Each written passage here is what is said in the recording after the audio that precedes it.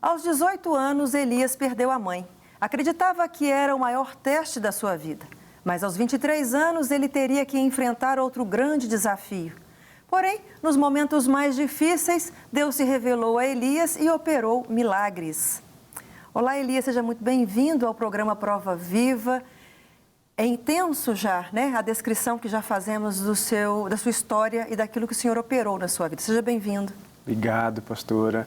O que você tem para me dizer do que eu já descrevi? Começando a falar um pouquinho de você, dessa sua história, aonde começou todo esse dilema, esse drama na sua vida? Bom, no ano de 2013, num dia cotidiano normal nosso, eu recebi uma ligação, um telefonema, que eu não sabia que poderia mudar toda a minha história a partir desse telefonema.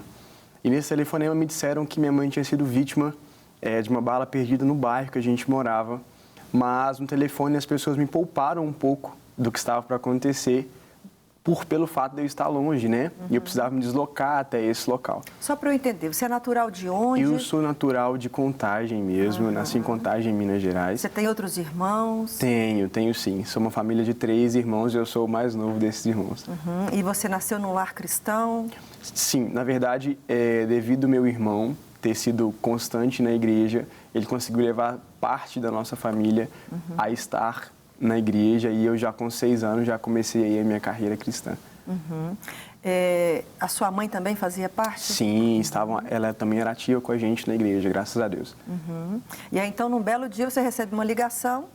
Exato, num dia de trabalho comum eu recebo uma ligação e eu tenho que me deslocar até esse local, que no caso era a policlínica do bairro. E chegando lá eu já percebi que tinha uma movimentação assim com bastante gente e que me deixou um pouco preocupado já, assim, saindo do carro e procurando saber notícia. E aí as pessoas vieram até mim e um amigo meu chegou até mim e disse, olha, eu perguntei para ele, cara, vamos lá ver minha mãe, vamos saber como é que tá, né? E aí, nesse momento, as pessoas já muito impactadas por me ver, sem saber da situação, já se afastaram do local e esse amigo me disse, olha, infelizmente sua mãe não resistiu.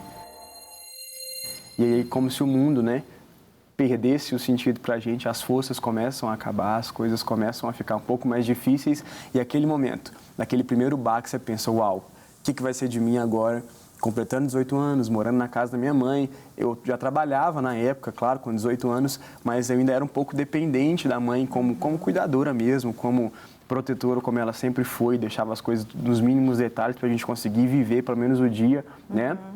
E aí, pensando nisso, naquele momento, eu disse, meu Deus, o que vai ser de mim, né, a partir de agora? Sem muito entender nada sobre propósito, sobre entender planos de Deus. Naquele momento, a única coisa que eu pensava era se aquela dor um dia teria fim para mim, né?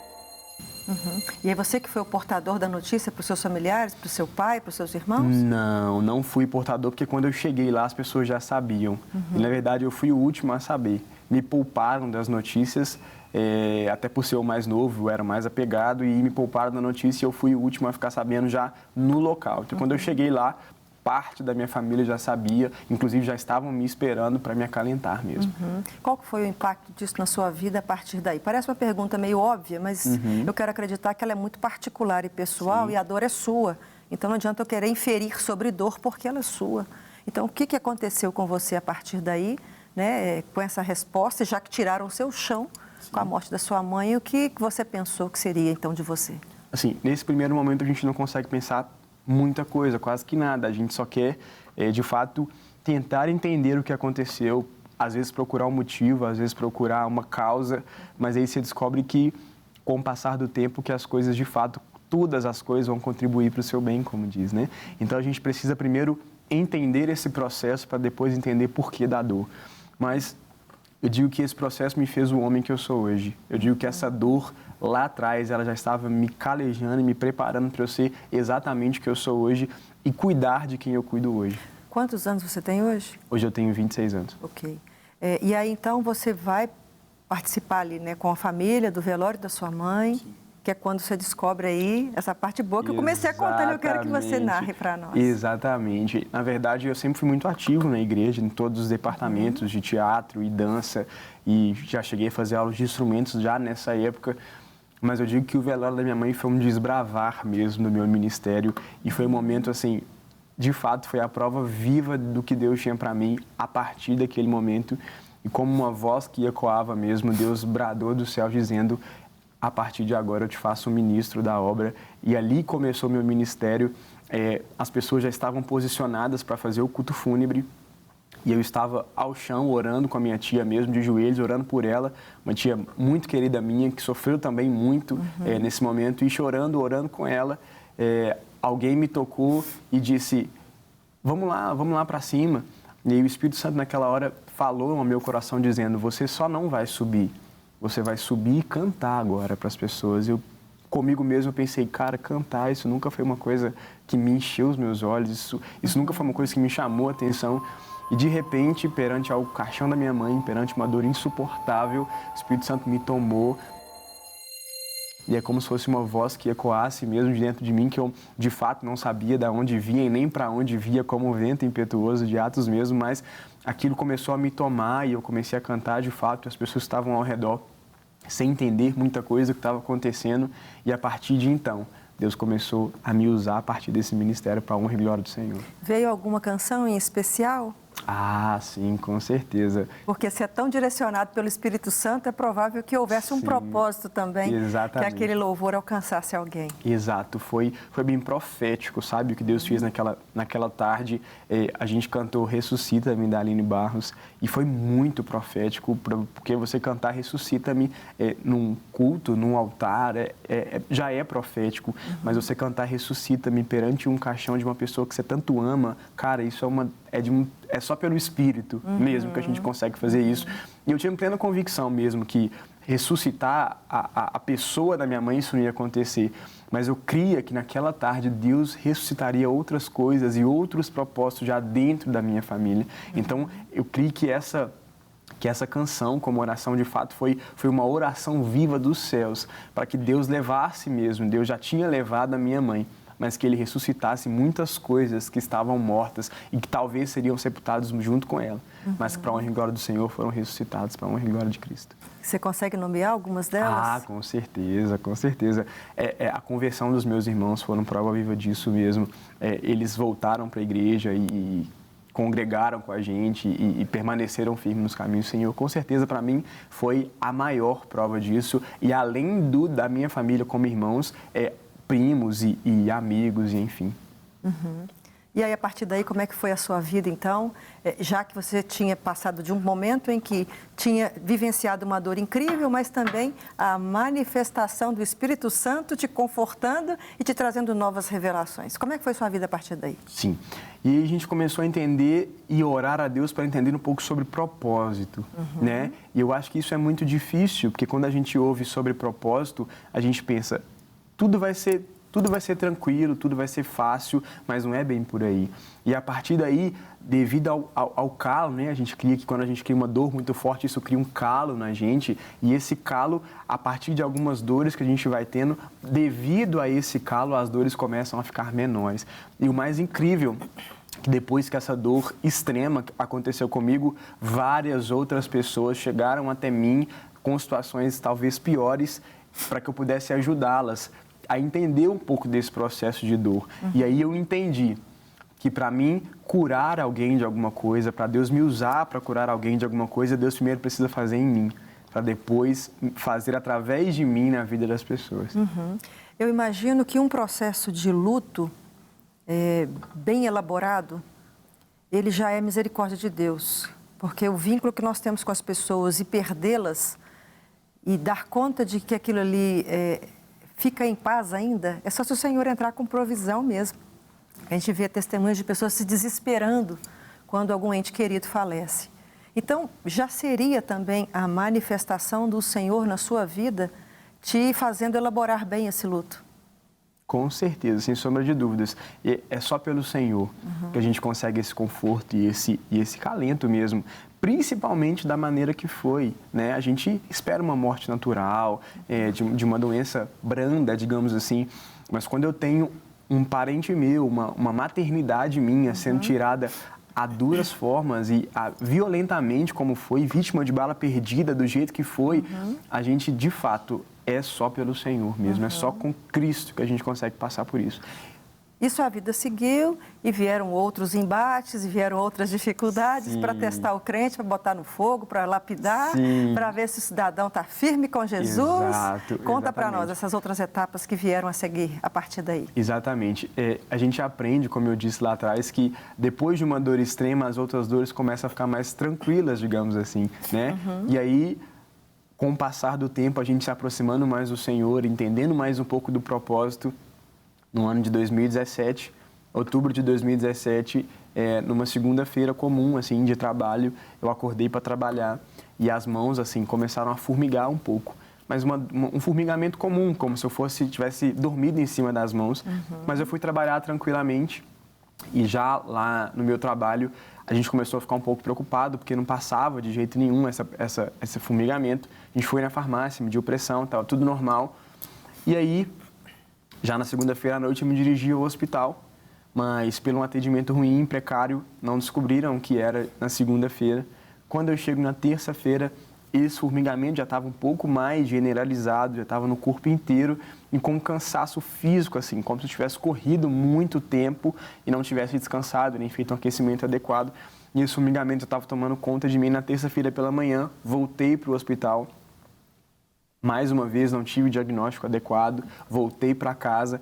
Quando foi na quarta-feira pela manhã, já no terceiro dia desse sentimento, digamos assim, eu voltei para o mesmo hospital, só que quando eu cheguei lá, começaram as surpresas. De fato, eu digo que aquele médico era um anjo do Senhor, que começou já a trabalhar no processo. E lá no hospital ele disse, olha, essa cidade não tem nenhum domínio para te atender. Segura. Está curioso para saber, né? Porque Deus faz milagre.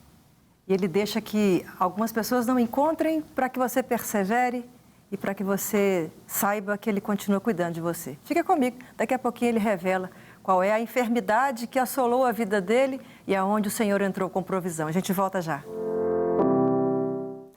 Perda, enfermidade, revelação de dons e milagres, resume o testemunho de Elias Medeiros, o Prova Viva de hoje. Continue então comigo conhecendo esse testemunho que nós paramos num momento bem forte na vida dele, que ele vai revelar aqui um pouco desse outro problema que ele enfrentou. Vou ficar falando, deixa ele contar. Vamos lá, Elias, volta lá e conta então aonde você parou, numa enfermidade que você procurou, formigamento nas mãos, procurou um médico, segundo, terceiro, e ninguém te dava notícia, até que algum resolveu te ajudar. Exato, eu digo que ele é um anjo do Senhor mesmo enviado, e ele dizendo para mim, olha, a gente não consegue te atender aqui porque o seu caso é muito crítico, então pode se deslocar para BH. E aí, chegando aqui no hospital, o primeiro médico que olhou para mim, fez o primeiro exame e já falou comigo, olha, seu caso é muito grave. Seu caso é muito sério. A gente está com suspeita de ser síndrome de Guillain-Barré. Mas a gente precisa fazer um exame para a gente dar um diagnóstico mais preciso, mas a gente só consegue fazer isso na manhã, aqui na próxima quinta-feira. E aí já me internaram no hospital. E nessa mesma noite eu já tive que ir para o CTI, porque a imunidade abaixou muito, a respiração ficou mais ofegante, já me colocaram no oxigênio e eu passei essa primeira noite já no CTI. Você tinha quantos anos? Eu já tinha 23 anos, né? 23 para 24 anos, mais ou menos isso. E já passei essa noite inteira no CTI e foi uma noite muito tensa e muito conturbada, porque CTI geralmente é para pessoas que estão desacordadas, né? E eu estava acordado, estava consciente.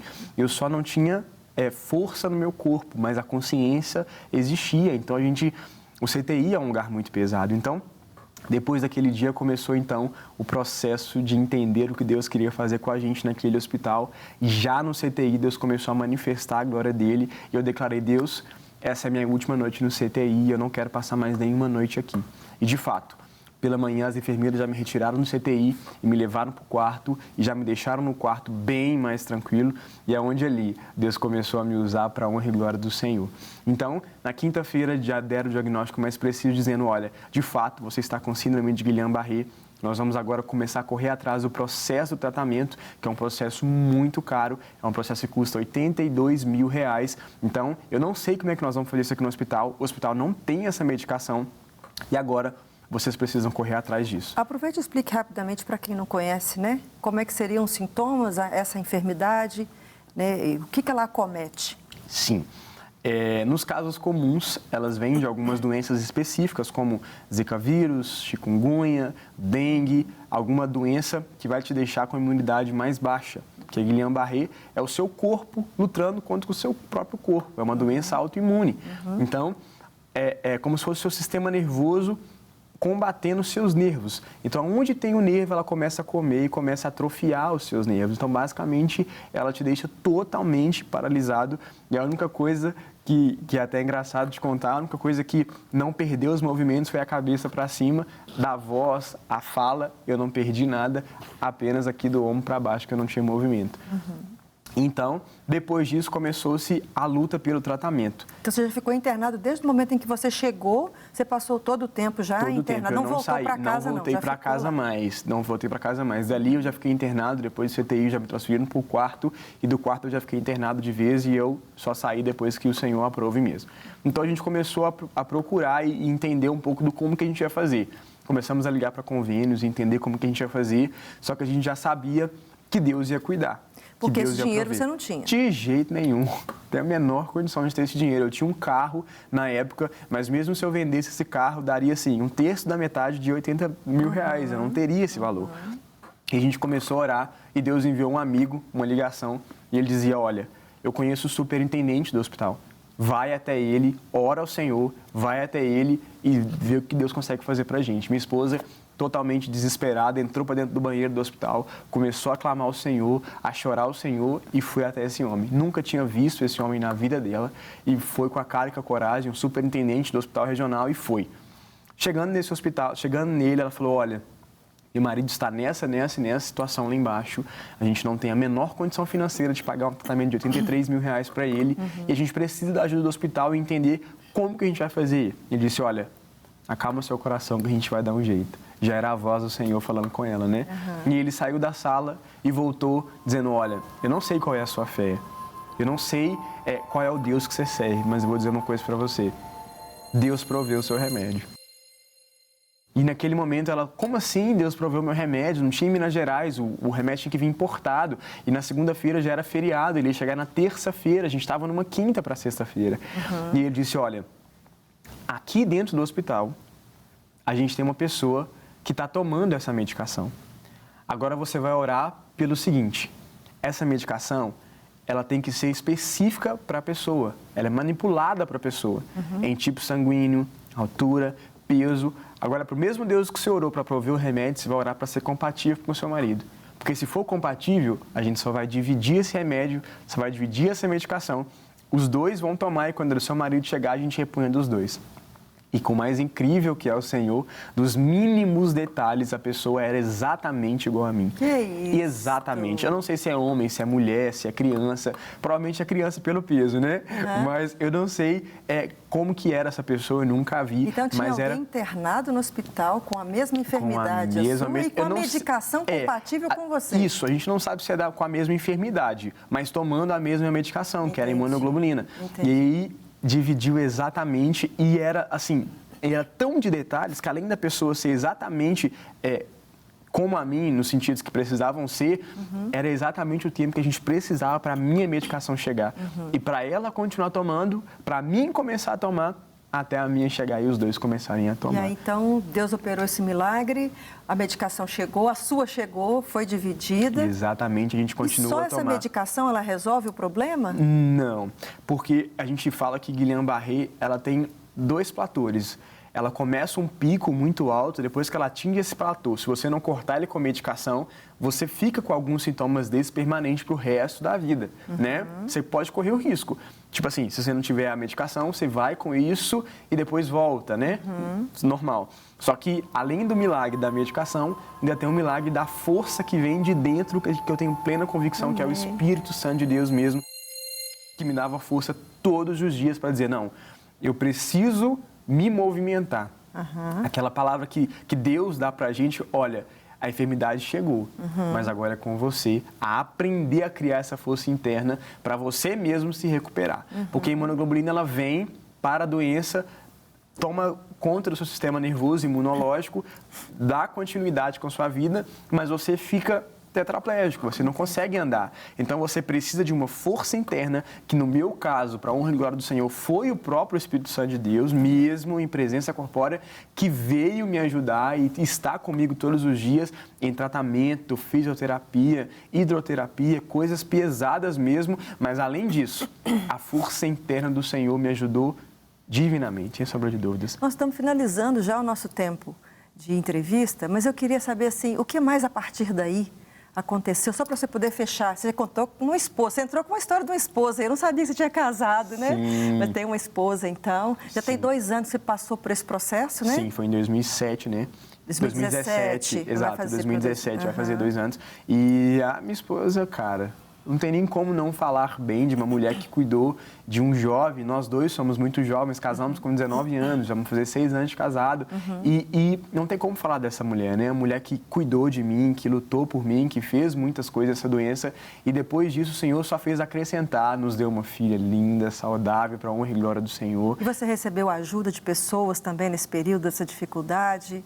Sim, como a gente tinha filho pequeno, eu trabalhava de representante comercial, a gente precisou contar com pessoas e, além das pessoas que a gente já contava, o próprio Deus proveu para nós coisas que eu nunca vi na minha vida, nem quando eu trabalhava, alimentação assim de primeira qualidade e tudo coisas assim que só Deus poderia fazer mesmo e só Deus poderia cuidar pela fidelidade de Deus nas nossas vidas todos os dias. Aquele negócio do profeta Elias mesmo, né? O maná do dia. Todos os dias ele mandava o maná para o dia, para a honra e glória do Senhor. Só para a gente terminar, essa enfermidade, ela na ciência, ela não tem uma cura definitiva. Você traz um testemunho para nós de que foi curada. Aonde está a sua fé nisto? Em Deus, 100% no Senhor, em Cristo, em ser fiel ao Senhor todos os dias e lutar pelo reino, em proclamação do reino todos os dias, só pelo Senhor. Amém. Elias, muito obrigada por ter vindo ao programa. Nós sabemos quais são os milagres que Deus faz em nós e através de nós. E isso nos alegra de saber que vivemos para a glória dEle. Você está aqui vivo, prova viva do poder de Deus, de que em determinado momento, eu fiquei impressionado com essa parte, né? De que uma medicação em especial, particular, tinha o seu endereço e te salvou no momento em que você precisava. Que Deus continue te fortalecendo com fé. Amém. E continue falando do amor dEle. Muito obrigada por ter vindo. Amém. Eu que agradeço pela oportunidade. É sempre bom falar do amor do Senhor e das maravilhas, né? Amém. Obrigada. Êxodo capítulo 36, versículos 6 e 7 diz assim: Então Moisés ordenou que fosse feita essa proclamação em todo o acampamento. Nenhum homem ou mulher deverá fazer nada mais para ser oferecido ao santuário. Assim, o povo foi impedido de trazer mais, pois o que já havia recebido era mais que suficiente para realizar toda a obra. Que maravilha poder testemunhar aqui nesse caso de hoje, na história do Elias, que nesse tempo atual ainda existem pessoas que se preocupam com as necessidades alheias a ponto de serem solicitadas a cessarem as ofertas porque já ultrapassaram a necessidade.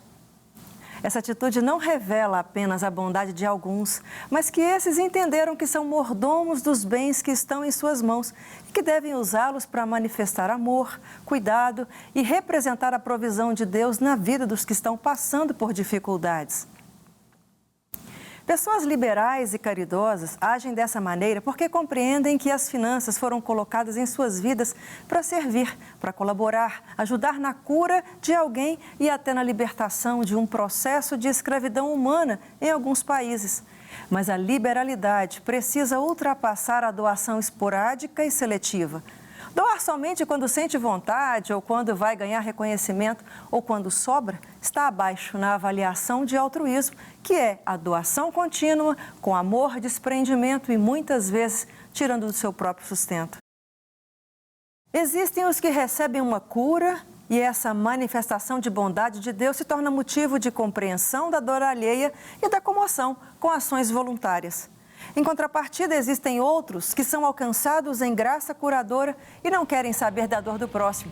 Apenas descrevem por toda a sua vida o quanto sofreram e como aquele tempo de dificuldade foi desgastante. O que você tem feito com os bens materiais e espirituais que Deus tem lhe dado? Use-os para demonstrar o amor de Deus, compartilhando com o próximo. Aguardo você aqui comigo na próxima semana para mais um Prova Viva. Não quer ficar um segundo por fora da nossa programação? Agora você pode nos acompanhar através das plataformas digitais. Não perca tempo. Acesse, curta e siga-nos. Fique por dentro de tudo o que acontece por aqui. Rede Super, inspirando você.